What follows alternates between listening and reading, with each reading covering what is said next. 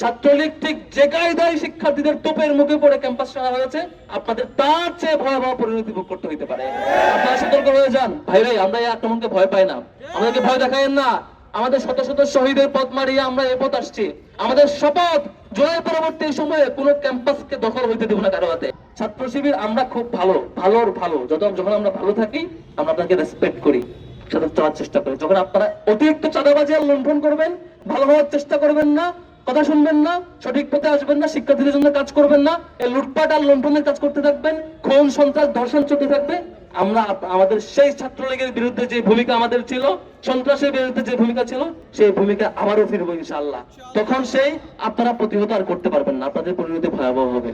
তারেক রহমান সাহেব গত কিছুদিন ধরে তারা বলছেন শিক্ষা ক্যাম্পাস গুলোকে তারা সংস্কার করতে চায়, ভালো পথে রাখতে চায়। শিক্ষা মন্ত্রণালয়ের সব সম্মানিত মন্ত্রী, মাননীয় মন্ত্রী, তিনি বারবার বলছেন ক্যাম্পাসে ভালো পরিবেশ আনতে চায়।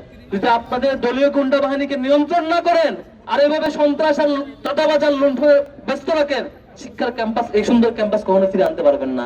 বরং শুধু ছাত্রদল ডুববে না, বিএনপি কে সতর্ক করবো, আপনাদের সুপিরিয়র প্ল্যাটফর্ম যে বিএনপি সহ তার চূড়ান্ত পরিণতির দিকে যাচ্ছে।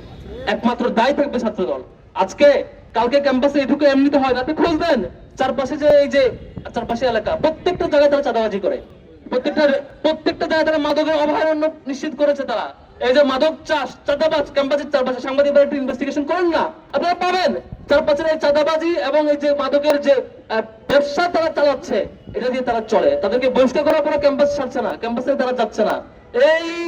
এই যে চাঁদাবাজ, মাদকের হাব, সবকিছুর বাধা যখন ছাত্র শিবির যখন এসব নিয়ে কথা বলে, ছাত্র শিবিরের জনশক্তিরা যখন প্রশাসনকে এসব নিয়ে রিপোর্ট দেয়, তখন তাদেরকে আক্রমণ করতে হয়, তাদেরকে রাতের বেলা অন্ধকারে আক্রমণ করতে চায়।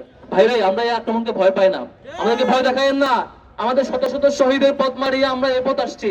আমাদের শপথ, জুলাই পরবর্তী সময়ে কোনো ক্যাম্পাসকে দখল হইতে দেব না কারো হাতে। ক্যাম্পাস থাকবে শিক্ষার্থীদের হাতে।